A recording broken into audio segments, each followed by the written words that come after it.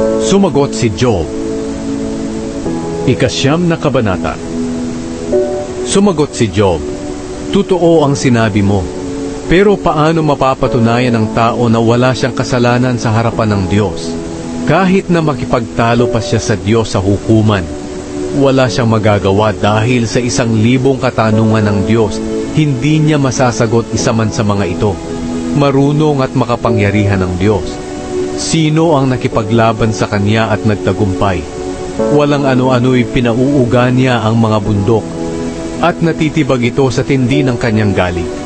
Niyayanig niya ang lupa, at ang mga pundasyon nito ay nauuga. Kapag inutusan niya ang araw o ang mga bituin, hindi ito sisikat o magbibigay ng liwanag. Tanging siya lang ang nakapaglalatag ng langit at nakapagpapatigil ng alon. Siya ang manlilikha ng grupo ng mga bituin na tinatawag na Oso, Orion, Pleiades, at mga bituin sa katimugan. Gumagawa siya ng mga kahanga-hangang bagay at mga himalang hindi kayang unawain at bilangin. Kapag dumadaan siya sa tabi ko, hindi ko siya nakikita o nararamdaman. Kung may gusto siyang kunin, walang makakapigil sa kanya.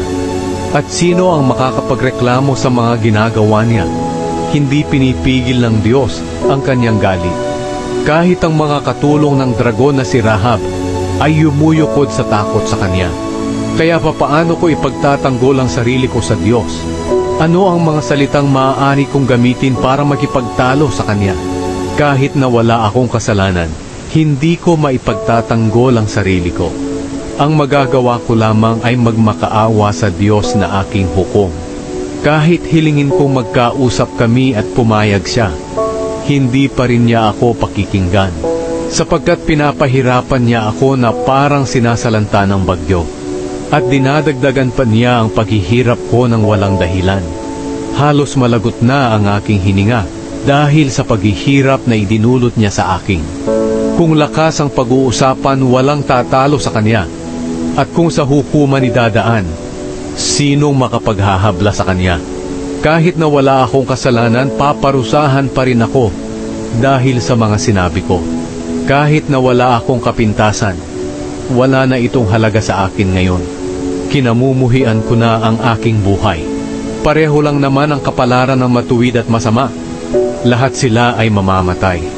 Kapag biglang namatay sa kalamidad ang matuwid, natatawa lang siya.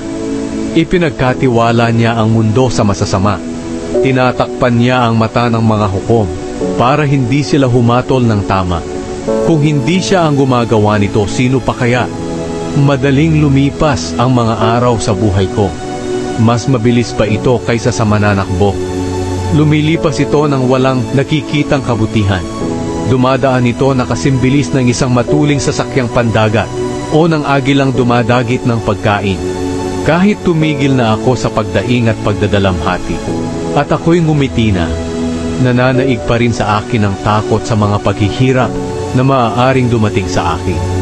Dahil alam kong hindi niya ako ituturing na walang kasalanan. Yaman din lamang na itinuring na niya akong may kasalanan. Wala nang halaga na ipagtanggol ko pa ang aking sarili.